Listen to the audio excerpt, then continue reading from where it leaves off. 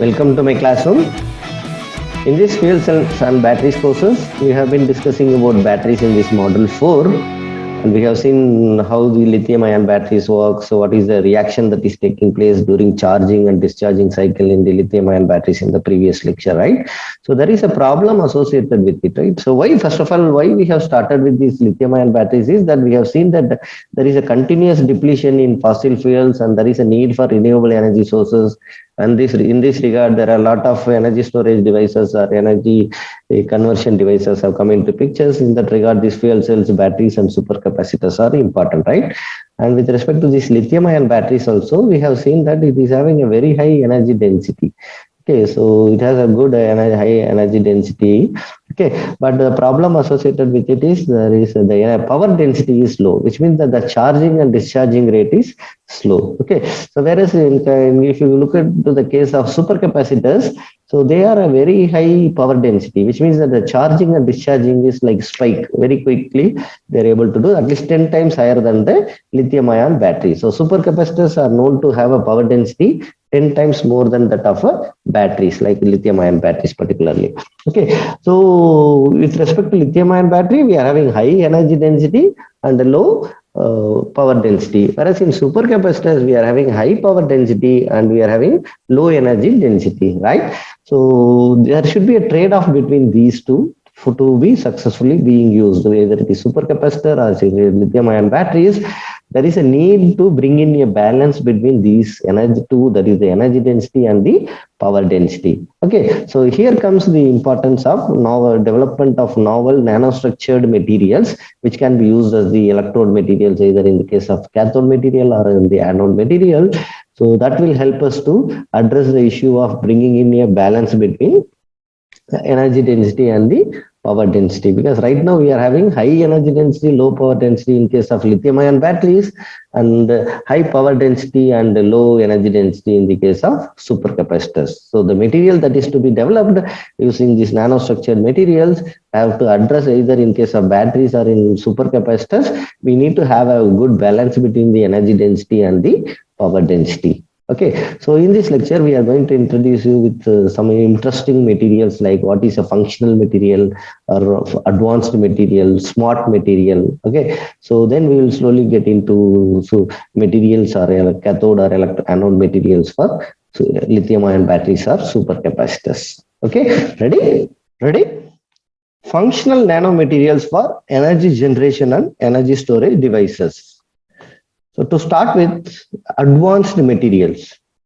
Actually, these advanced materials are urgently needed to accelerate the progress in the emerging areas such as photonics, green process engineering, renewable energy, aerospace, tissue engineering, and biomedicine areas. So all these areas, these advanced materials have been employed. Okay. So particularly if you look at into our area, that is renewable energy. So we are going to make use of these advanced materials, so how we can use them to use it in fuel cells or batteries or supercapacitors, we are going to see. Okay, so actually these advanced materials is an intersection, that is an interdisciplinary research area for chemical engineers, chemists, material scientists, and also physicists. Okay, because it gives a fertile ground for the technological breakthroughs. And this is it is one of the hallmarks of chemical engineering at our department also. We have so many people working in these fuel cells, batteries, and supercapacitors areas. Okay. Some work in catalyst, electrocatalyst, some work in membrane, some work in solid oxide fuel cell, some work in batteries, some work in carbon-based materials, like that. Okay, so we have our friends working in material science department also. Okay, so we have a very good collaboration to work in these areas. So these researchers will be skillfully applying the thermodynamics and transport principles to design and achieve some new materials with some unprecedented end properties. Okay, so we are going to look into that in detail.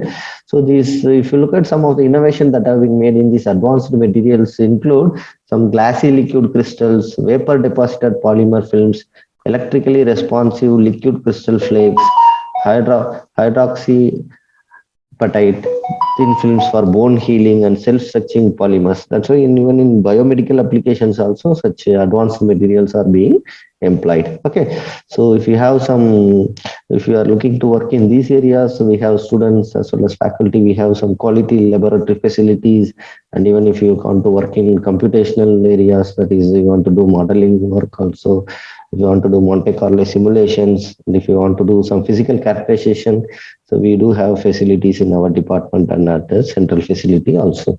Okay. So if you look at the IQ of the smart materials, the smart materials is that it is the responsiveness to the some environmental stimuli and their agility. Okay, so that is called as the intelligent quotient, that is IQ of the smart materials. Okay, so the first criteria requires a large amplitude change, whereas the second assigns faster response materials with higher IQ. So we say that for a small change in one of the property, if there is more change, okay, so that small change in value, there should be a higher magnitude change in the response or how quickly it will respond. So one is time, one is the responsiveness. Okay, so the how fast one it can respond, also how far it can respond is going to determine a smart material. So the some of the commonly encountered smart materials can be categorized into three level. One is single phase material, there is single phase material, they all are in same phase, or you can say it is a composite material made up of two to three different materials, or you can call it as smart structures. So there is a third level of developing smart materials. Okay, so there are many ferrite materials and those with one or more large anomalies associated with this phase transition phenomena belonging to the first category. So the functional composites are generally designed to use non-functional materials to enhance the functional materials, or they are even combined with several functional materials to make a multifunctional composite. Okay, so the objective of making a composite material is to combine a smart material or functional material with non-functional material, or even you can combine several functional materials to give some better output or multifunctional material. Okay, so that way it will become a multifunctional composite. So third level of these smart materials is the smart structures, where we will be integrating some sensors, actuators, and a control system, which will be mimic like a biological body, which is performing many desirable functions such as synchronization with the environmental changes, or it can self-heal the damages that is happening, kind of thing. Okay, so there are three levels which covers the general definition of the smart materials and the smart structures. In summary, we can say that smart material is the one which will respond quickly and in a larger extent for a small stimuli in the environment. Okay, so what is the difference between a smart material and the ordinary material is we can demonstrate it with this one of these material called as PTC material, or you can say positive temperature coefficient resistance materials. Okay, so how we can demonstrate is a large group of temperature sensors is based on the temperature dependence of the electrical resistivity of conductors. Okay, so we know that any material will have some electrical conductivity or electrical resistivity. Okay, so for example, if you consider platinum, it is the widely used metal for PTC sensor, which is called as positive temperature coefficient resistant material.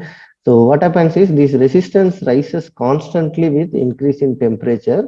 So starting from 20 Kelvin to 1500 Kelvin, you can see the resistivity increasing. Okay. And these temperature sensors are based on the material, particularly in platinum. They show some advantage to a chemically and mechanically robust, and also it covers a large temperature range with an almost linear characteristic. Okay, so the changes will be less than even 0.03 micro centimeter per Kelvin. Therefore, this material cannot be used for self-regulated heating purposes. Okay, so what is the thermistor? Is one of the smart material or functional material, we can say. What it is doing is, so any metal which have a positive temperature coefficient of resistance, what is, if there is a resistance will be increasing with increase in temperature, or you can say resistance is directly proportional to temperature, mean they have positive temperature coefficient. Okay, so even if you consider the semiconductor material, they have very large negative coefficient, which is also non-linear. Okay, so what is a thermistor? It is a bead of such positive temperature coefficient materials like oxides of copper, manganese oxide, or cobalt oxide with leads, okay, connecting to a measuring circuit, with leads connecting to a measuring circuit. So they are extremely sensitive. For example, there will be change in resistance when it is changing from 0 degree Celsius to 140 degree Celsius. For example, the resistance will be changing from 400 ohms to 100 ohms. It is changing. Okay, so they are inexpensive, and also they are very suitable for very small changes in the temperature. So if you look at the temperature plot where we have resistivity in the y-axis and temperature in the x-axis, if you see platinum, it is having a positive temperature coefficient. Okay, you can see that it is linearly changing, and you can see the materials, you can see how it is changing other way. Okay, they can see the resistivity decreasing at 0 degree. It is in the order of, for example, material number 1, you have at the 0 degree Celsius, it is in the order of 10 power 5, whereas at the 400 or 300 degree Celsius, it has reduced down to order of 10. Okay, so it's 1 to 100 means 10, 20, 30, like that. Okay, so you can see these are negative coefficient, which is non-linear also. Okay, so such materials you can see the with the increase in temperature, that is Kelvin, 0 Kelvin, okay, 0 degree Celsius to 300 degree Celsius, there is a decrease in the resistivity. Okay, so so you can see that small change can be calibrated, and we can see that there is a change in resistivity can be related to the change in the temperature. Okay, so that is how these thermistors are operating. There are even very small size. You can see the 10 mm, that is 1 centimeter, 0.5 centimeter length. These are the photographs of that one. Okay, so you can see that in this graph, the PTC, that is temperature coefficients, are even compared with your oxides of copper, manganese, and cobalt with platinum. Okay, so that is the example of a smart material. Okay, so or you can say functional material, so that we can say that what is the thing is there are different properties a material possesses. How it responds to temperature, it has a magnetic property, it has a chemical reactivity, it has its physical state, right? So if there is a change in one property in the environment, how it responds, okay, how it is respond. So we have a stimuli, we have a response. Okay, for example, if there is a change in temperature, pressure, mechanical strain in the environment on the material, then how it responds. Okay, so for example, we have different type of materials called as optical fiber materials, piezoelectric materials, electrolytical fluids, magnetostrictive materials, and we have shape memory alloys. Okay, so these are some of the materials where we have different input and we are going to have different output. Shape memory alloys, for example, if there is a heat is applied, that is when temperature is changing, then it is the shape will be changed. Okay, so once the heat is removed, remember in this type of material, the moment the stimuli is removed, this material will come back to original position. It's not that it is deformed, it will stay deformed. Okay, so they will come back to original position. That's why they are called as smart material or functional materials or advanced materials. Okay, so for example, as long as the heat is applied on this material, there will be change of shape. The moment heat is removed, it will come back to its original shape. Okay, so that is original memorized shape. Okay, that's why we trying to say that it is smart like human being. Okay, so then we have, when there is a magnetic field is applied, so you will going to have some mechanical strain will be there. Okay, so when there is electric field, there will be change in the viscosity. When there is a stress, there will be electric charge. Okay, so that way we have going to have different materials. So this table gives you what is the input and what is the output. Okay, for example, if the input is stress, output is stress, that is called as output is strain, it is called as elasticity material, elastic material. So the moment it is stress is removed, the strain also gets removed. That is like elastic material. As long as you keep it bending, it will remain bent, but the moment the stress is removed, it will come back to original position, right? So that is the elasticity property. Then when the input is stress, and the output is electric charge, we are going to have piezoelectricity. When the input is stress, when the output is magnetic flux, we are having magnetostriction. Okay, so that is the moment the stress is removed, that magnetic property is removed. Okay, so when the stress is input and the output is light, we can say photoelasticity. Okay, so some way that way we can look into this table. You are going to have either one is going to be input, other way it is the output. Okay, so these are the examples of this one. So again, we have a material which particularly we are going to discuss about. We are going to discuss about these piezoelectric materials, that electrical and mechanical relevant is this. What is the response? What is the stimuli? Okay, so how it responds to different stimuli. Chemical stimuli is there, and there is optical response.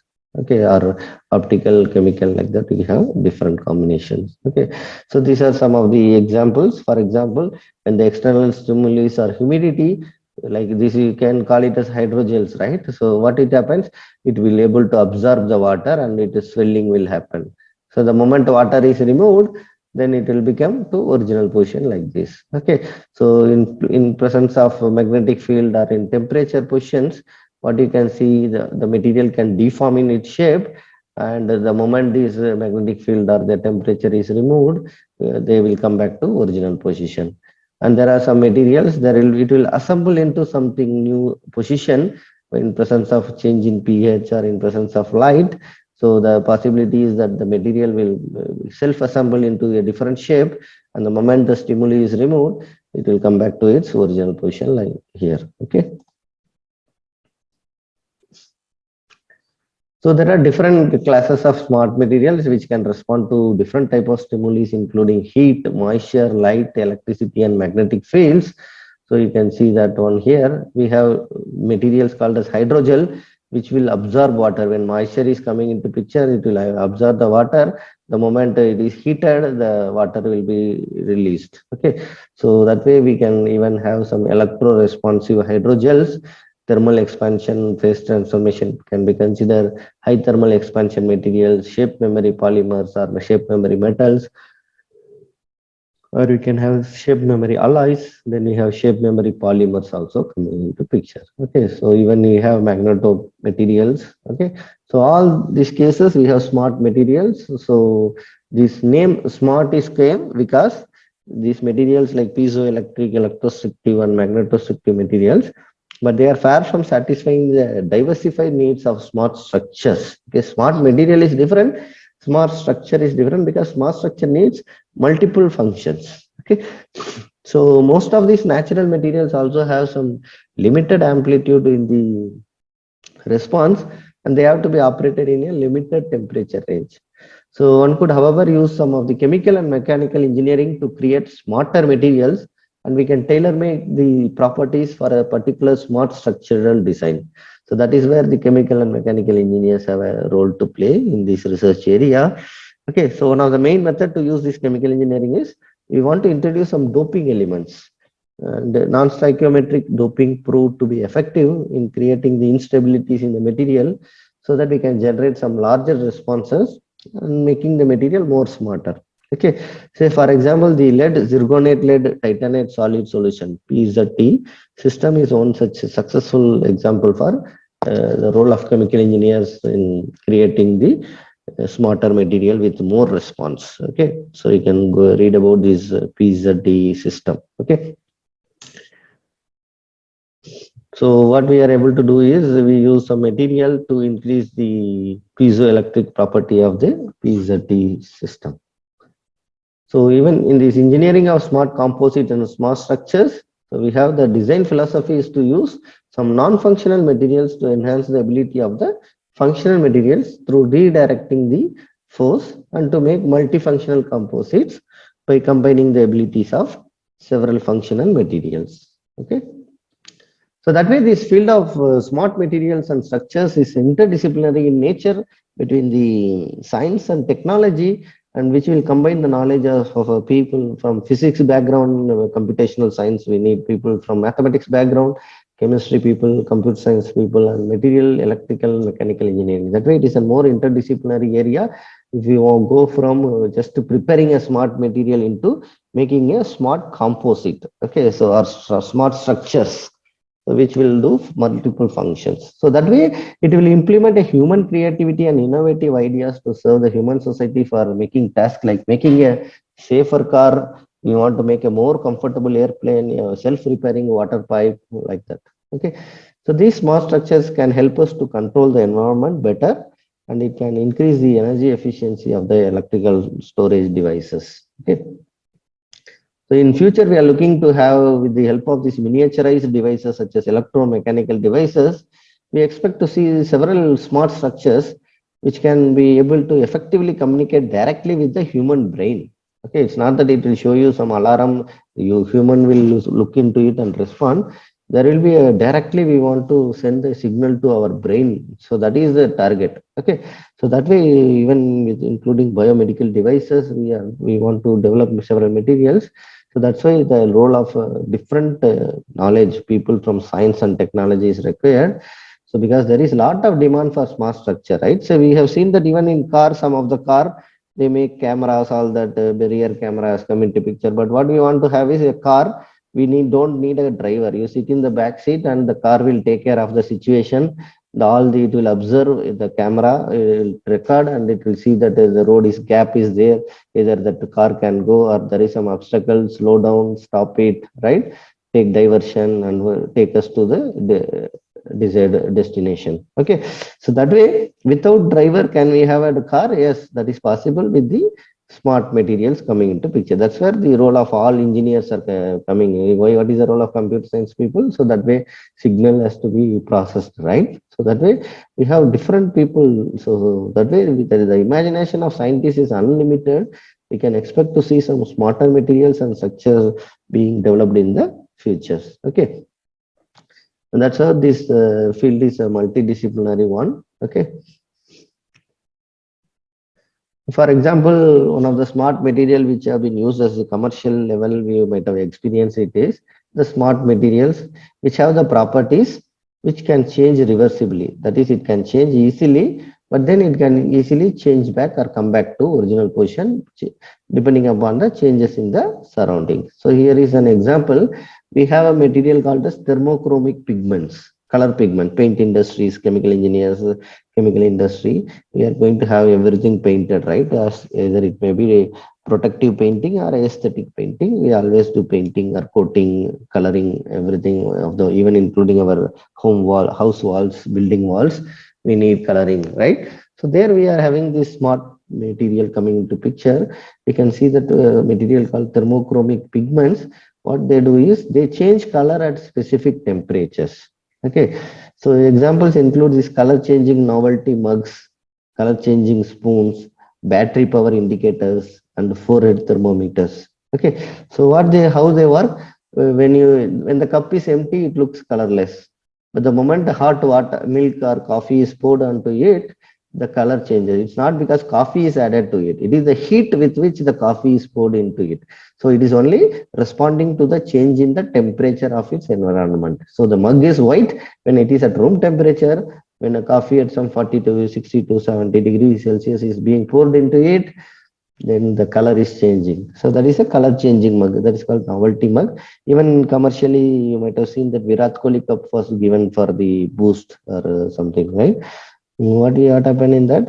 When it is when it is normal temperature, without it is empty, you put normal water also, it won't change the color. It's not that simply pouring some liquid, it changes the color. Okay, so this remains plain when normal water is poured. But when you put hot water into it, what happens? The color change happens, so that the whatever photo was kept there, it becomes visible. So that's like a magic cup, right?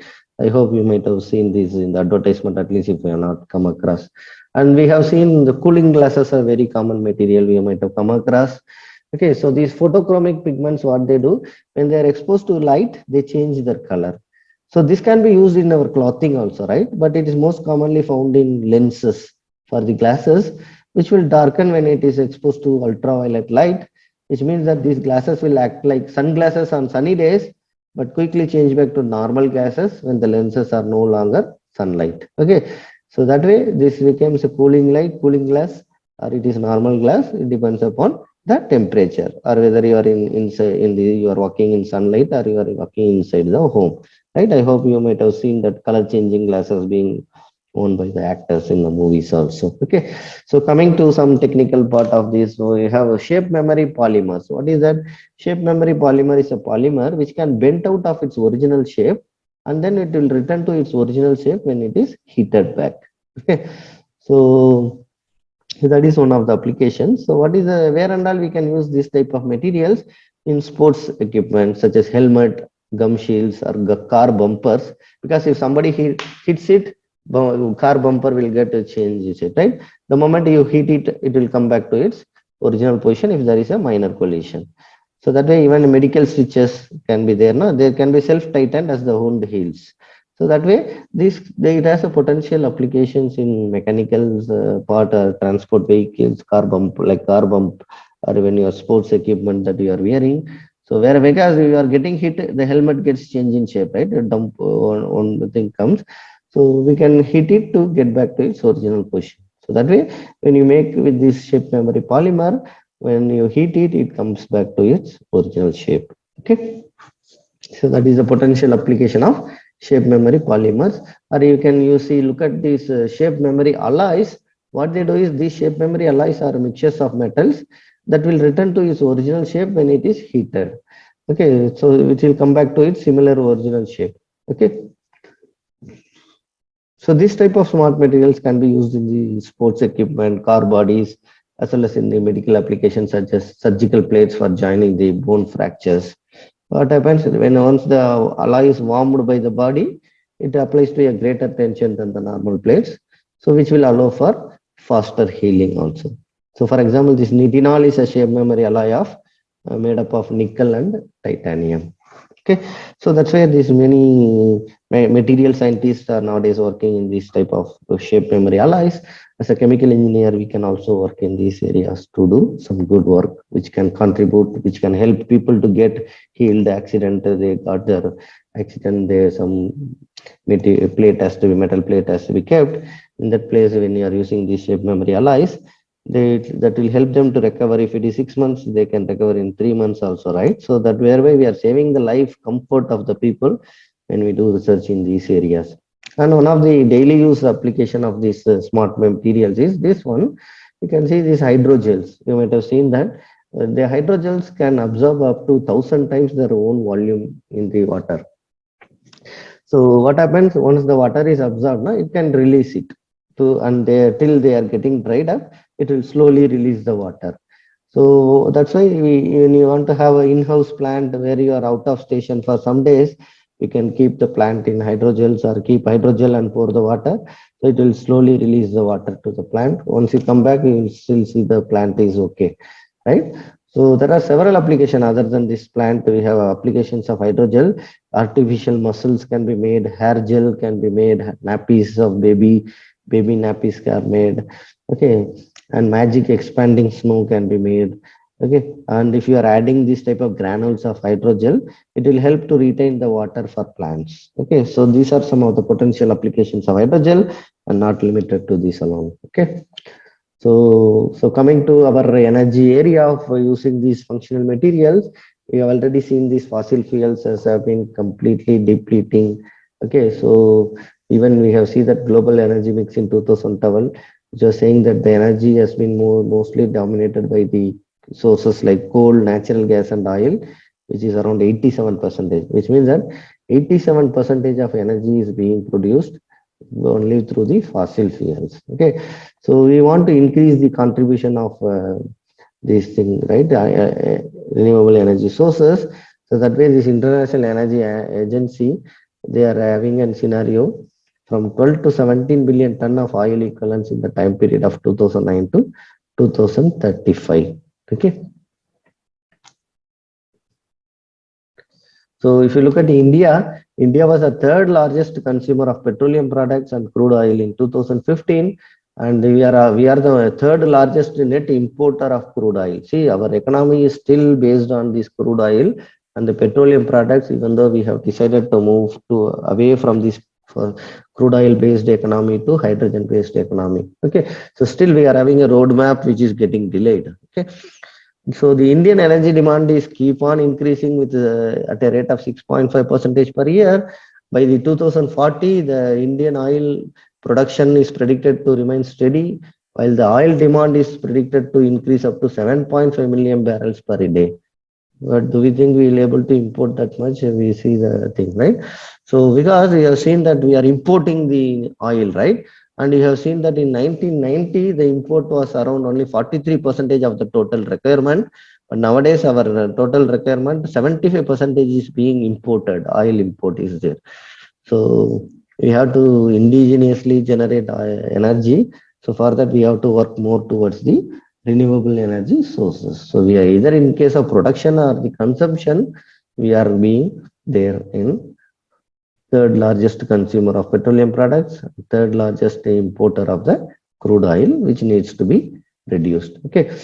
So if you look at the energy and environmental quality, so the whatever advancement in the science monitoring capabilities are increased, awareness in the recent past will be giving more light on the understated effects associated with this energy production, energy conversion, and use on ecology and environment, like being the cause for pollution and climate. And we have already seen in detail about the pollution due to all this thing and what is the climate change in previous the lectures. I'll skip that part. Okay. So government is also making sincere efforts. Even if you look at MNRE, that is a Ministry for Renewable Energy Sources, also funding the research projects on different aspects of hydrogen energy, geothermal energy technology developments. So if you are applying for some positions in these areas, we are going to get funding easily. And whatever projects are associated with this, we have to develop indigenous research and industrial base. We want to have a proficiency, we want to have a trained workforce, and we want to develop some prototype models or commercial systems for our own country to have a sustainable uh, energy program. Okay. And also government is making some policies on this one. You can see that Ministry of Petroleum and Natural Gas.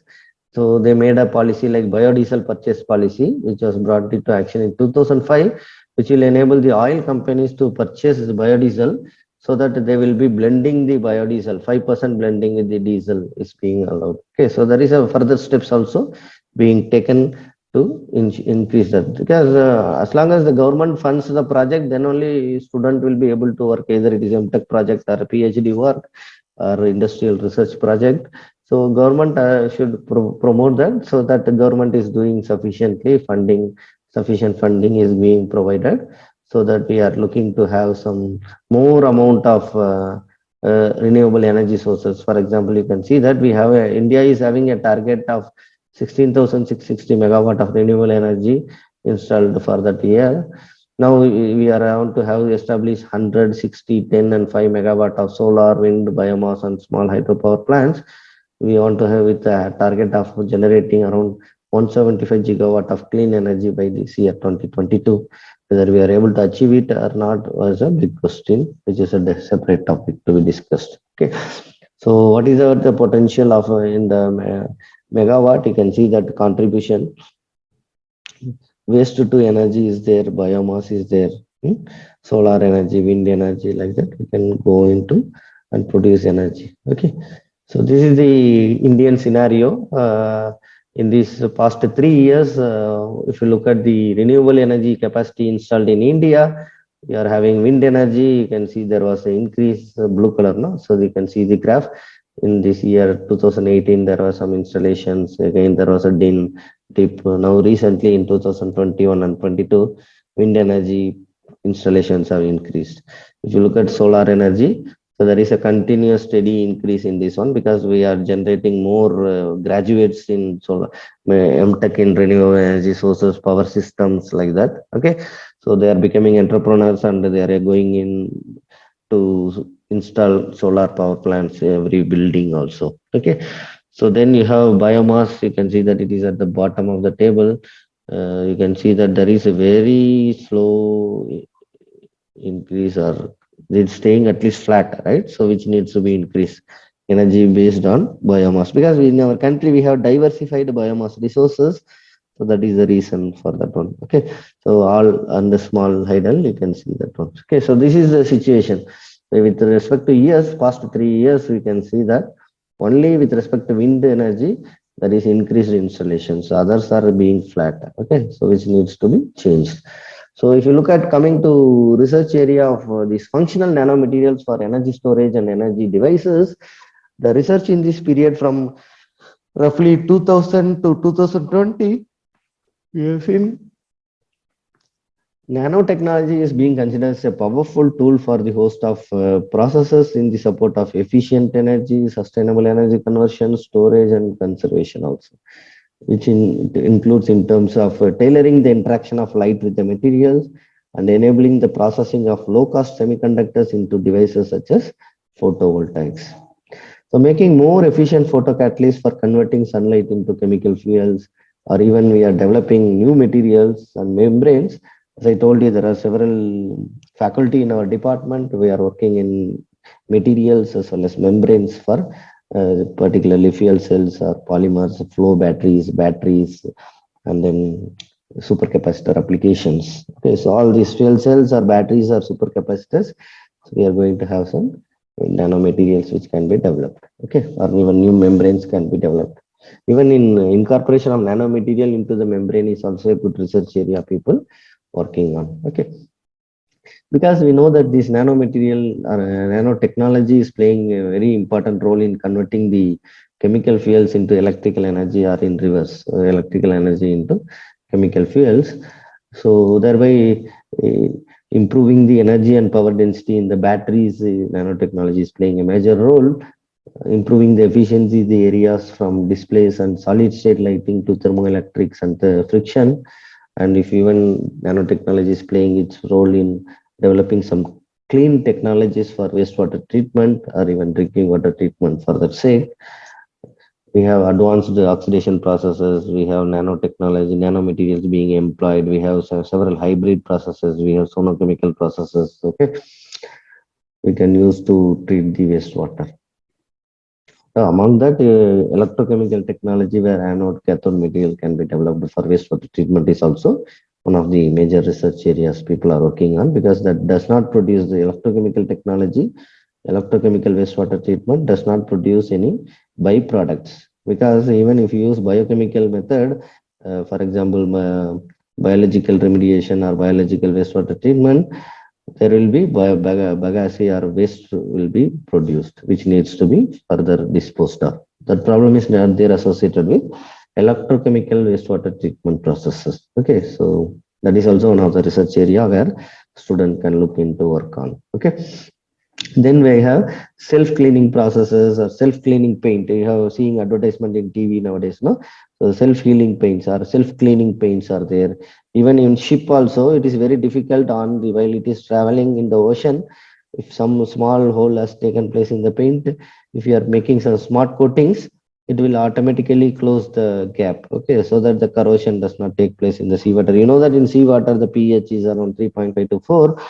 So the corrosion is going to be severe if there is a hole is made, because we know that there are different type of corrosions, among which if coating is there in majority area and small area there is a hole, though there we develop some difference in potential, so you are going to have corrosion. Okay, and this nanomaterial technology, we can develop some nano composites, nanomaterials, or nanostructures, nano objects, or even nano containers are being developed, because even for agricultural purpose, slow release of the fertilizer can be done when you encapsulate the fertilizer into the nanomaterials, so nano container. So based on the temperature, when it is dry, that nanomaterial will open up and it will release the fertilizer or water contained in it. Okay, so that way, the application of this nanomaterial is abundant. You can see it can be used in the environmental or climate addressing the issues like decontamination of air, water, or soils. We can see that it is used in the mobility of mobility purpose like aerospace, marine applications, or ground transportations. They have a role to play in this data storage, data processing, and displays. and we have plant or to have a clean water, we can use the nanomaterial, and even in biomedical applications like health, we can use them. And for particularly if you come to our area where conversion, energy conversion, transport, energy transport, energy storage, and energy conservation, we can make use of the different nanomaterials. Okay, so we focus on either energy conversion, so we can use it like efficient use of renewable energy. It can be used in fuel cell membranes, efficient lighting or display purposes, or even the nanomaterials are used in the solar cells. And if you look at transport, they are efficient use of heat conductivity for underfloor heating, windshield defroster heating, microwave antennas, electric circuits, all these places, these kind of nanomaterials can be used. Okay. And if you come into the energy saving, it's like a batteries also, right? So lightweight material for construction and the transportation. We can have low rolling resistant tires or rubber, efficient production processes, catalysis, electrostatic coating, all these places, these nanomaterials are being employed. And when coming to the energy storage, particularly in lithium ion batteries, these nanomaterials are being used. Okay. And even for hydrogen storage purposes, these nanomaterials are being employed. Okay. So there are different nanomaterials which you can produce, and they can be employed in different applications, including our energy storage, energy transport, or energy conservation. Okay. For example, if you look at these polymer solar cells, which will be using photoactive polymers, they are widely known for flexible photovoltaics. So typical polymer solar cells are fabricated by blending the photoactive polymer and the charge carrier, transporting nanocomposites such as C60, cadmium selenide, lead sulfide, and TiO2. So there is a limitation in the energy conversion efficiency due to the poor dissociation of the photo-generated excitons, low charge mobility, and short diffusion length of the dissociated charges. So these are some of the limitations which should be considering. And another area where this BHJ, what is that one?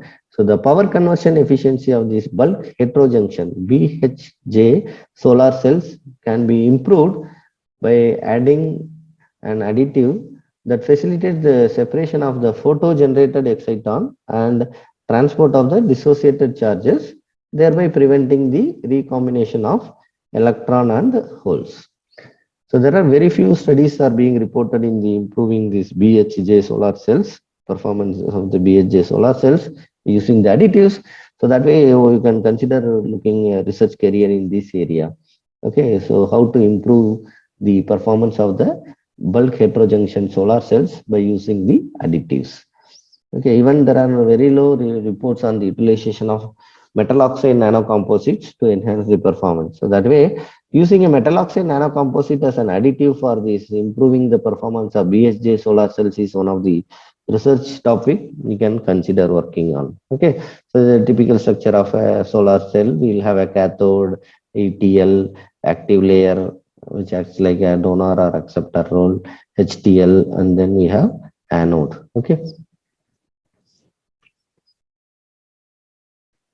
So coming to this development of lithium polymer battery, so the cathode materials are usually the oxides of lithium metal like lithium cobalt oxide, lithium manganese oxide, lithium nickel dioxide. So these materials are used as the anode material.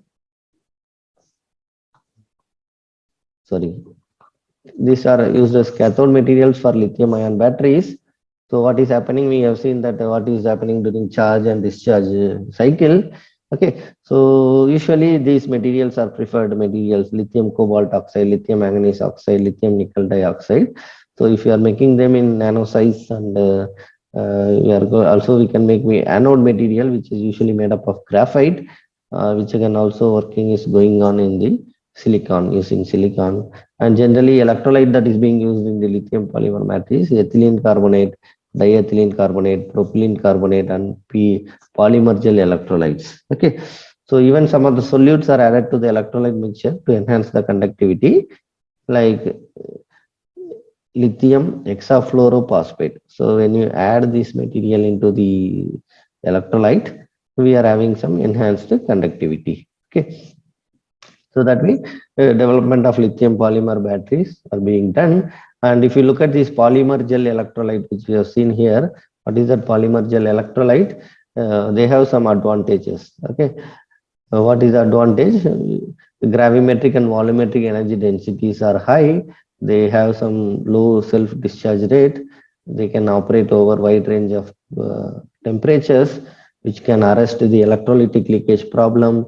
High ionic conductivity at room temperatures. They give some good adhesiveness of gelled electrolytes to the active and anode material. We have seen that the polymer membrane electrolyte. Same in fuel cell we have seen, right? You have a membrane, you have anode and cathode.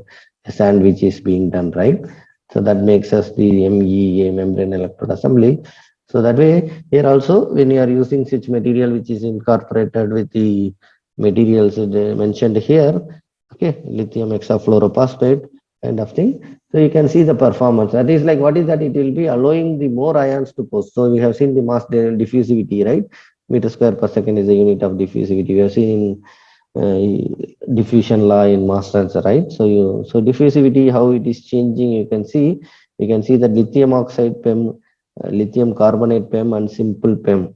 So it is in the range of 0.01 into 10 power minus 4. It is increased at least 5 times, right? 5x times. 5 times multiplied by 5, you are having this value, right? So in the same range, but when you add lithium carbonate, it is changing 5 times. But when you add this lithium oxide PEM fuels, PEM, polymer gel electrolyte membrane, you can see the range, it is increasing by 3 order of magnitude. 3 order of magnitude.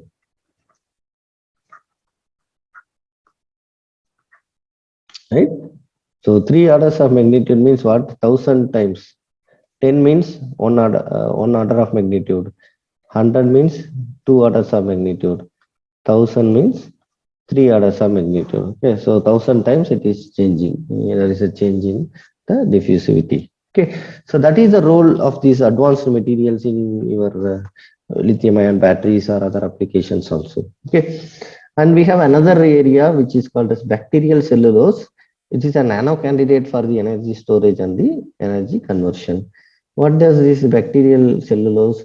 They are an eco-friendly nanobiomaterial which has attracted widespread attention due to its unique interconnected network structure and robust physical properties such as high water holding capacity, large specific surface area, good chemical stability, environmental friendliness, and remarkable mechanical strength.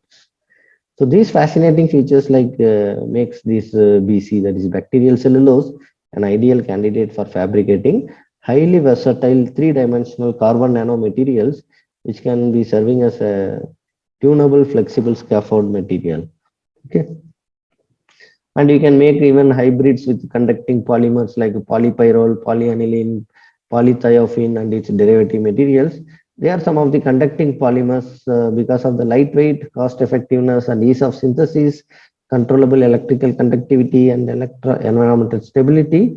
And the morphology, well controlled conducting polymer cellulose composites and with well defined structures have been successfully designed and developed in situ chemical method or electrochemical polarization method, which generates the growing interest because the new properties and their enhanced performance, they're exhibiting promising applications in particularly in corrosion protections, anti-static coating, and particularly in our energy storage and electrical devices. Okay, so that way conducting polymers are also hybrids of conducting polymers also gaining attention. And these highly conductive core sheath structured nano composites, they were prepared. Usually you can see how they are being used, prepared. Okay, so you have the diagram here showing how these materials are being made. You can look into it. So either you can use polypropylene or pani, VDOT, and around BC nanofibers inside to polymerization. So the morphology can be controlled by adjusting the either in different ratio, different mass ratios, different concentration of the oxidant, and it opened reaction conditions on the solvent. What is BC? We told you that bacterial cellulose. Okay, so that the hybrid of bacterial cellulose with conducting polymers can be developed for being application. It can be for corrosion protection applications, for energy storage applications. We can develop them. Okay. You can see the diameter. This is a same image where you can see the morphology, and you can see the length also being noted down here. Okay, so that way, so these nanofibers of BC nanofibers, and then mixing them with what you call these conducting polymers, we can make some hybrid material which can be used for effective energy storage applications. Okay, and these materials showing very high specific capacitance, which is attributed to more porous structure and better doping of the nanocomposites. So these nanocomposites, because of the more porous structure and the better nano doping of the nanocomposites, this composite material of BC and conducting polymers are shown to give as very high specific capacitance. Obviously, there are some limitations associated with it, which needs to be addressed. These conducting polymer slash bacterial cellulose composites suffer some of the drawbacks of aggregation effect and the volume change in the charge discharge process. So that is when you are using it in supercapacitor or in batteries during the charge discharge process.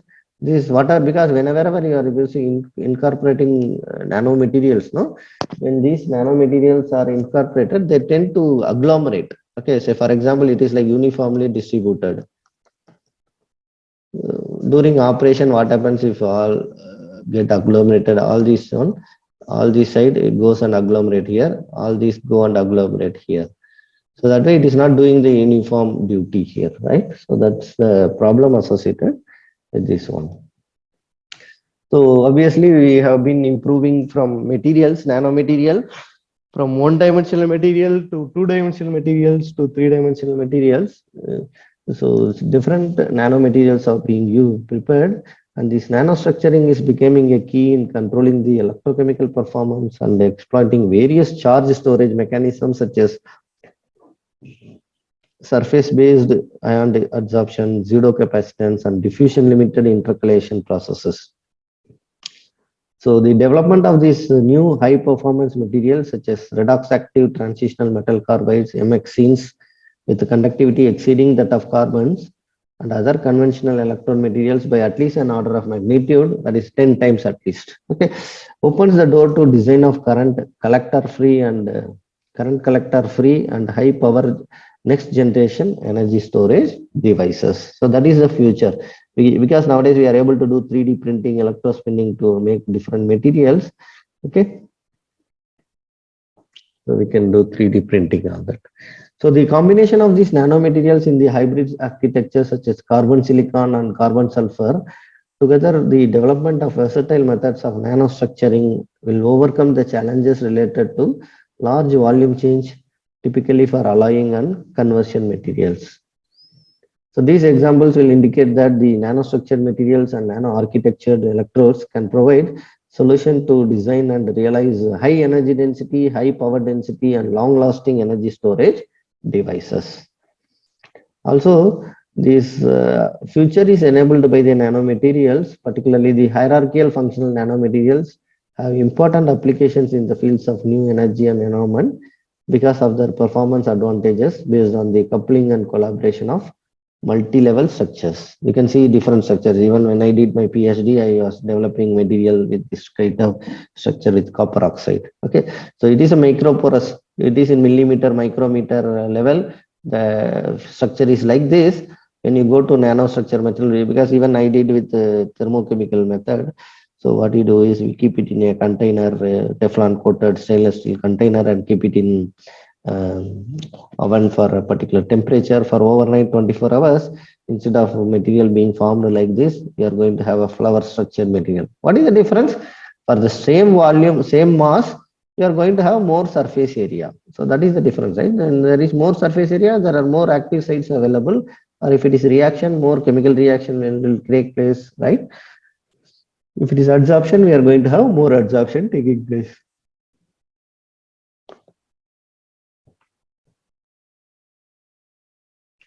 So there are several multifunctional inorganic nanomaterials which can be employed for energy applications.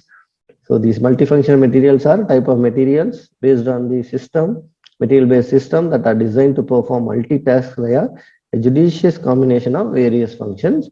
So what they are expected to do? They are expected to deliver system-level efficiency beyond their individual parts. So as a system, they will be contributing to overall success. So for example, in a cricket team, we need to have a good batsman, a good bowler, a good wicket keeper, and good fielders, right? So what happens when you choose, say for every IPL team, when they are purchasing the right combination of good batsman, good bowler, good fielder, and good finishers, good all-rounders, all that, so they are able to win. So the team which were not ready to buy proper bowlers, rather than simply they rely on retaining the fame names. So they are at the bottom of the IPL table now, right? So that is what we witness. That's why individually they have been good. We don't underestimate any individuals, but you cannot just win a cricket match by just with one good batsman or with one good bowler, right? You should have a team, right? So that is the role of this multifunctional material coming together to behave like a system. They're expected to do, each one will do whatever. Say for example, one is a thermal resistant material component, it will resist the thermal temperature changes. One of the component provides mechanical strength, one will provide more conductivity, one will provide more absorption, like that. So different material are made into composite, they are provided to give very good output. Overall output will be good. Okay, so integrating different functions in one material system is the fundamental challenge, because they have to live coincide, right? So even with people, when you take the 5 different people, all are captains in their own country, but they come together, they have to play under one player. So they have to leave out their ego, all that, and they have to be here, right? Same with the MTech students also. The people come from different culture, different college, different level of education, different schooling. But it is a challenge to gel into one class. That takes time, right? Particularly during online, it was difficult. I hope in this 1.5 2 months, we are able to gel together and become good friends, right? Same challenge is there with the materials also. When you combine different materials, they have to gel together well, so that we are going to have final output. They have to give long lasting effect also, right? So we have to design such materials with lot of multiple responsibilities through combination of different functions. Okay, so particularly in the energy generation applications, these nanoscale materials have helped to nearly double the performance of thermoelectric materials, at least. With respect to energy conversion applications, this nanostructured is an advanced strategy for increasing the active sites of catalytic materials. Okay, so you can refer to this paper DOI for more details about these nanomaterials which are being used. Other than that, there are triboelectric materials, supercapacitor material. What is supercapacitor? We have discussed already. So supercapacitors allows high energy density, high rates of charge discharge, and they have a long cycle life, which will help them to bridge the gap between traditional capacitor and the secondary batteries. So the supercapacitors will store the energy using either ion adsorption or redox reaction, in which most of the charge is transferred at or near the surface of the electrode material. So supercapacitors are ideal for applications requiring a high power density of at least 10 kilowatt per kg, which is one order magnitude higher than the lithium ion batteries. So supercapacitors are applicable, because where we want quick start, we want using this energy source for long time. But just say for example, when you start the car only, you need the battery to give us the output, right? The moment you start the car, it should start. For that only battery power is used. After that, fuel is being used, right, in our IC engine. Same way, the supercapacitors are used where you want to kickstart something or shut down, switch on something. So this places the supercapacitors have main role to play. Okay, so they are being used in various areas. Okay, so the electrochemical performance of symmetrical supercapacitors based on the carbon materials can be remarkably improved when you are using the hybridized with the carbon dots, due to the carbon dots will have higher surface areas. Okay, so even we have a project with some collaborative country which is yet to be approved. We have submitted a project proposal in this carbon dot where supercapacitor applications. So we have already seen the solid oxide fuel cell, wherein the nanomaterials are being coming into picture. We have seen what is the basic of this one. So how a solid oxide material is being made. right? So we have separate lecture, we have discussed them in detail. Coming to the different material, nanomaterials are thing being used, oxide ion conducting solid oxide fuel cell or hydrogen ion conducting oxide fuel cell. So material composite based on lanthanum, strontium, gallium, magnesium, oxygen, cerium, zirconium, yttrium in different composition, mass composition, we get a different type of conducting solid oxide fuel cell materials, right? Well, in this lecture, we have seen that there is a depletion of fossil fuels and there is a need to develop renewable energy sources. In this regard, we have seen that lithium-ion batteries and supercapacitors are coming to picture to store energies or deliver energy, right? And there is a problem associated with it that in both cases, say for example, in lithium-ion batteries, we have a very high energy density, but there is a low power density, whereas in supercapacitor there is a high power density, but whereas the energy density is low. So in both cases there is a issue, there is a need to have a balance between the energy density and the power density. So in this regard, we have seen that what is the role of nanomaterials, how it can bring in a balance between the energy density in battery and the power density in the battery, or in case of uh, supercapacitors, balance between the power density and the energy density, right? Also, in this lecture, I have given you introduction to advanced materials. What is smart materials? We gave some examples of what are the different stimuli and responses, how they work, right? For example, we have considered the thermistors, how they temperature sensitive materials, how they sense the temperature, because how it is related to electrical resistivity, like that, right? So I hope this lecture was very useful to all of you. Those who are going to work in this area, you are going to contribute in such a way. So that way, if you are working in nanomaterials or material synthesis for this type, particularly for uh, bringing in a balance between the energy density and the power density for lithium-ion batteries or supercapacitors, or even if you prefer to work in solid oxide fuel cells, cathode anode material synthesis also, that's going to be very useful because you are going to contribute to the total society by saving a lot of energy or saving some dollars for the customers and users. Okay. Thank you so much for joining my classroom. Meet you in the next lecture. Bye bye.